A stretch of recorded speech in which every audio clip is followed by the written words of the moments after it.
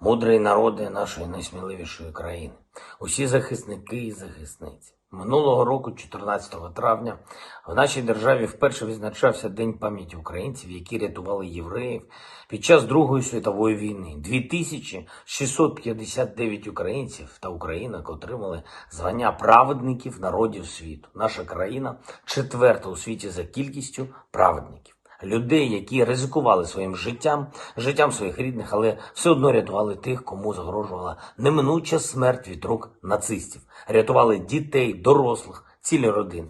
Кожна з таких історій порятунку вражає сміливістю, бо навколо було тотальне зло, а люди все одно зберігали добро в своєму серці. Вражає вірою у те, що людяність все одно переможе попри тодішню окупацію і силу нацистів. Праведники були в усіх регіонах нашої держави. Від Закарпаття до Криму, від Одеси до Харкова. І ще далеко не про всі історії порятунку ми знаємо. Було багато і тих, хто просто не встиг розповісти, завдяки кому зберіг життя. Рятували і зовсім маленьких дітей, які просто не могли розуміти, що насправді з ними відбувається.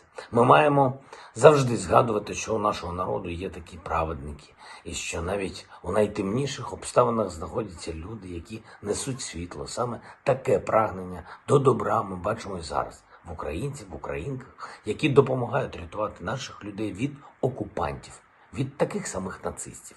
Я вдячний усім журналістам і просто усім небайдужим людям, які документують сучасні історії порятунку, фіксують для усіх поколінь нашого народу, через що доводиться пройти Україні, і як люди проявляють свої найкращі якості, рятуючи інших, знайомих і незнайомих, рідних, чужих, дітей, дорослих, всіх. Провів сьогодні у Києві переговори з делегацією сенаторів США на чолі з лідером республіканської меншості в Сенаті Мітчеллом МакКоннеллом. Вважаю, що цей візит вкотре демонструє міцність двопартійної підтримки нашої держави, потужність зв'язку між українським та американським народами. Обговорили різні напрямки підтримки нашої держави, зокрема оборону і фінансово, а також і посилення санкцій проти Росії. Подякував за історичне рішення про поновлення програми Ленд-лізу, закликав офіційно визнати Росію державою-терористом. Одне з питань, яким займаюся фактично щоденно, це продовольча безпека. Все більше держав світу усвідомлюють, що Росія, заблокувавши для нас Чорне море і продовжуючи цю війну, ставить десятки інших країн перед загрозою цінової кризи на ринку продовольства і навіть голоду. Це ще один стимул для нашої антивоєнної коаліції діяти більш рішуче, разом. Зараз підтримка для України і передусім зброєю означає роботу на недопущення глобального голоду. Чим швидше ми звільнимо нашу землю і гарантуємо Україні безпеку, тим швидше може відновитись нормальний стан продовольчого ринку. Ситуація на Донбасі залишається дуже важкою. Російські війська досі намагаються показати хоча б якусь перемогу. На 80-й день повномасштабного вторгнення це виглядає особливо божевільно, але вони не припиняють всіх цих намагань. Я вдячний кожному і кожній, хто тримає оборону і наближає її.